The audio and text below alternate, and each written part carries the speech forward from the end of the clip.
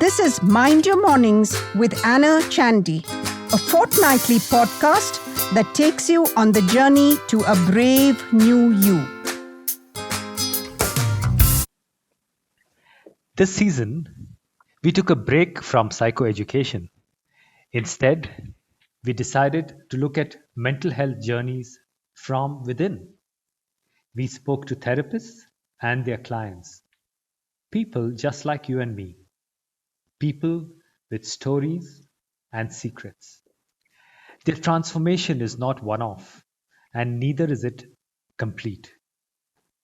Each of them is on their own unique journey to know themselves better, to discover what really matters to them, and to carve a path to achieve it. They were kind enough to give us their time, but more importantly, each of them was brave enough to share their personal story with us. Each of them decided to wear their vulnerability with authenticity. As we bring this season to a close, let's look back at the journey, the why and the how of season 2. Clearly, Mind Your Mornings with Anna has made an impact. Over the last year, we've had 46 episodes and more than 18,000 listeners who've been with us on our journey. They have shared constructive feedback that we've used as we went along to help curate the content. With me today, I have Anna, host, therapist, and founder of Anna Chandy Associates. Today, we will unpack the key takeaways and discuss our learnings. Hi, Anna. Welcome back to your show. How are you today? Hi, Brian. It's good to be back after this break where I had a short break while the podcast of recordings of conversations with the therapists and their clients took place. Right. And what are some of your reflections, Anna, as you were listening to the podcast in this season? I think the first is that I was, curious to understand what was the impact of this phase or this step that we took, where moving away from psychoeducation and having real conversations being recorded. And to me, I felt it was very enriching and very satisfying because it highlighted some of my radical beliefs.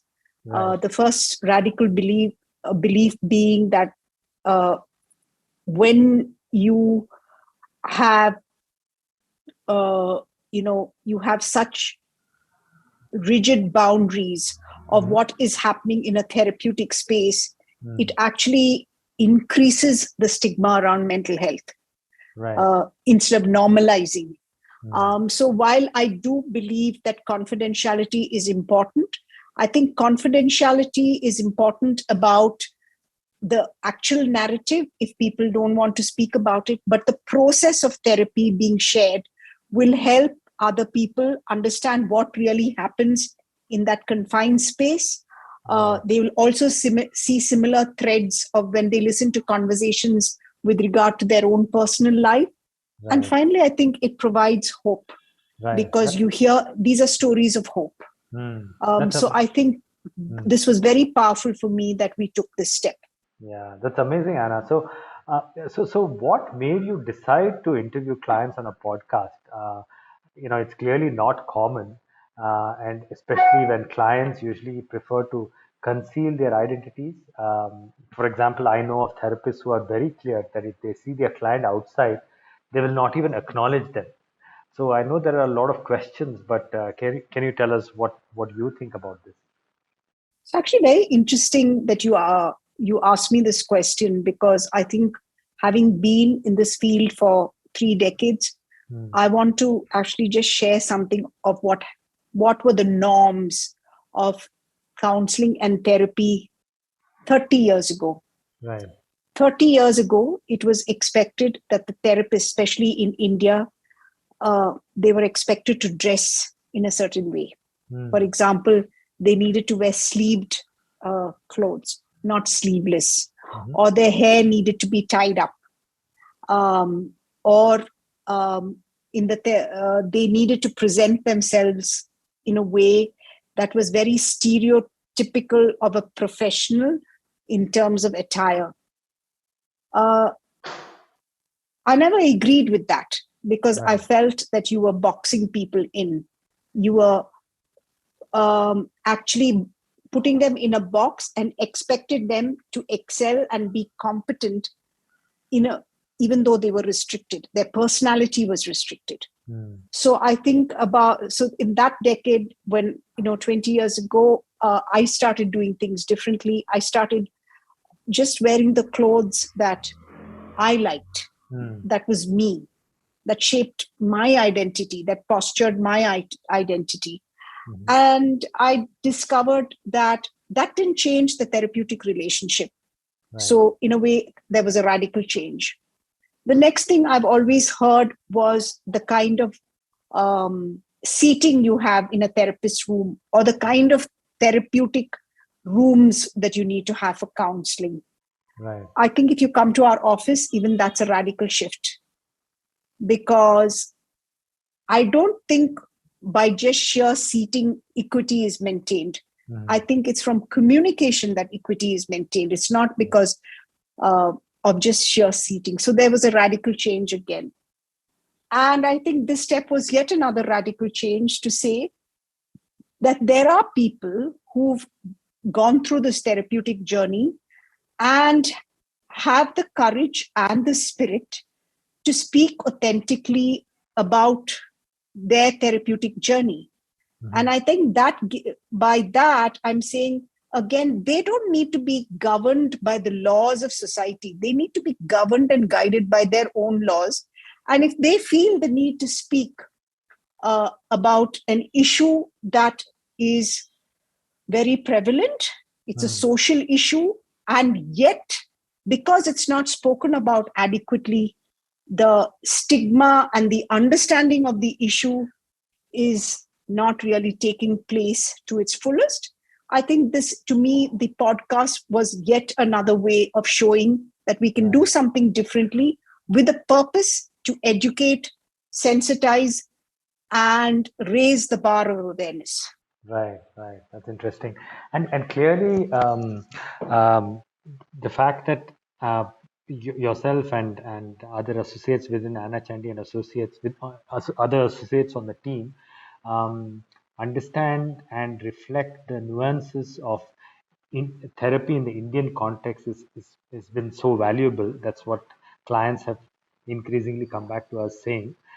Can you talk a little bit about therapy in the Indian context, how it's different from the Western model and some of those changes? I think the first to understand the therapeutic relationship in an Indian context is we need to understand many cultural elements. For example, we are a collective society, which means we are group people. So a grandmother may accompany her grandson for his counseling. And while she will wait outside in the waiting room for him to finish, she would want her brief 5 minutes after the session to share her opinion. Right. Now, if the counselor or the therapist doesn't acknowledge the presence of the grandmother and give her that 5 minutes time, they have lost their primary client, who will continue to suffer because the person who accompanied them feels isolated, and our family systems are so entangled and enmeshed, which means we don't have such clear boundaries. Our boundaries are much more fluid. And that's the first part in cultural sensitivity that we need to understand about the Indian client system. Right. The second thing I think to need to understand is, as I said, because our families are so enmeshed and entangled, to the Western world, it can appear that everybody is very nosy and interfering in another's life. Right. But in an Indian family system, I don't even see it that I'm being nosy. It's coming out of concern, which means what I want to say is this then leads me to say the third point. In Western psychology, a lot of encouragement is given to individuate as an independent individual. But in our culture, individuation with such harsh or rigid separateness is interpreted by the cultural system as detached and Right. uncaring, Right. which leaves this individual who's individuated very alone. They Mm. don't have a group to go back to. And we all need someone to go back to. So I think these are some of the broad cultural nuances. The fourth Right. one, which I want to talk about, is something that we don't talk about in our culture, but it's in our DNA. And a lot of those messages, because it's in our DNA, are implied messages and not explicit messages. Mhm. For example, our hierarchical system. Mm. There is a way we speak to older people, or there is a way we are supposed to speak to people who are in higher power, Mm. whatever that power is. And so we need to understand these from the nuances Right. because they're not explicit. But when Mm. you belong to this culture, you understand it. And the Right. common theme that we hear from all the clients who reach out to us from these 42 countries is the Western therapist doesn't understand our families Mm. Mm. and the complexities of it. Yeah. No, that So makes I think this is something that we focus in. And right. I, in fact, yesterday was speaking to an anthropologist, was so excited. She said, finally, I'm meeting somebody who believes what I do, because I believe mental health issues are not purely biological. They are psychosocial also. That's interesting. Yeah. Psychosocial influences on biology, Mm. because personalities are constructs, and our personality is constructs to cope in layers. Right. Right. Right. No, And that that's what I think that the team and I understand these nuances of culture, because it's become a passion for the whole lot of us to yeah. understand all these nuances and implied communications. Yeah. No, that makes so much sense, Anna. In fact, I never thought about the difference in this context. There's clearly a lot of nuance to these decisions and the approach, and a blanket rule is often not possible. So, counseling is still clouded in secrecy in India, although it seems to be breaking away from the shackles a little bit. We don't openly talk about it to relatives and acquaintances. Now, in this scenario, it is very interesting that your clients stepped forward and shared their journeys. How do you see that development, Anna? I think again, I see this that our clients, we have a large number of a client population between the ages of 25 to 35, Mm. and they are different from my generation. So my generation believed that you showcase yourself the way society wants to see you. Right. This generation between 25 to 35 has the courage of their convictions to say that I'm not going to posture myself as Mm. expected. I'm going to be who I am. Right. And therefore, for them to speak on some of the social issues like addiction, um, or sexuality, I Mm. think I think these are very powerful conversations, and I wish more and more people would encourage such conversations, Mm. because when you encourage these such conversation, it actually helps mainstream society learn to be more inclusive. Right, right. And then, of course, you have the therapists themselves sharing their journeys so openly, which encourages clients themselves to be open. And I think it's really, as you pointed out, all about authenticity. I also, looking back on the season, every associate team member that we spoke with was clearly very accomplished. But what was interesting was they were also on their learning journey. And I must say that I learned a lot through these interviews.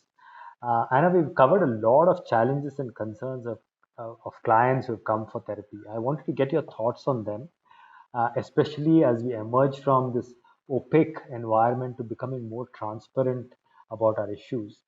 Um, I think addiction as a way to manage emotions was one theme that stayed with me. What do you think is the cause? Is it a growing phenomena, or are we just seeing more of it? Addiction specifically. I think I agree with Dr. Vivek Benegal when I heard him speak a few weeks ago, that Mm, addiction is actually a developmental issue. mhm. It's and the addictive need starts even as a child, Right. but somehow we always associate addiction with alcohol, Mm, or now maybe substance, but there can right. be food addictions, Mm, there can be sex addictions, there mm, can be technology addictions. right. So I think basically addictions is a developmental need, and we develop an urge to indulge and engage in an activity or a substance or a food Mm, to soothe us. right. Right. And although the soothing is fleeting, those Right. fleeting moments of soothing keeps us or promotes or enables us to keep going back for more. Right. Right. Yeah. Interesting. So what you're saying is addiction can have underlying causes, and can be an expression of deep anguish. It could be suppressed anger or pain, or so many other, concerns about being abandoned or rejected. So Yeah. that's interesting. Another key issue I remember we focused on was homophobia, or even simply the lack of understanding around it. Where do you see this headed in terms of mental health, Anna? I think homophobia is actually very common. Again, many people are homophobic, but they don't speak about it. Hmm. Um, but they engage in what I call microaggressions. Right. And microaggressions is when you tease, ridicule, taunt people who Hmm. have sexual preferences, who are different. Right. Um, and somehow in workplaces, in family systems, in groups, microaggressions are not accounted for. Hmm. And therefore, the damage microaggressions can cause is not accounted for. Right. How do you know in a room who has what preference? Right. Hmm. Right. Um, and therefore, I think to me, it's important to discuss homophobia, because when we hear something like that we are not able to digest or accept, we Hmm. may need to take that pause and step back and look at ourselves. And that's not just for the general public, it can be for therapists too. Right. Right. Yeah. Correct. Yeah. So it's re-examining how we feel about issues. Yeah. Yeah. Um, Another theme that stood out for me among all the various topics was the connection between the mind and body. What is your take on that, Hannah?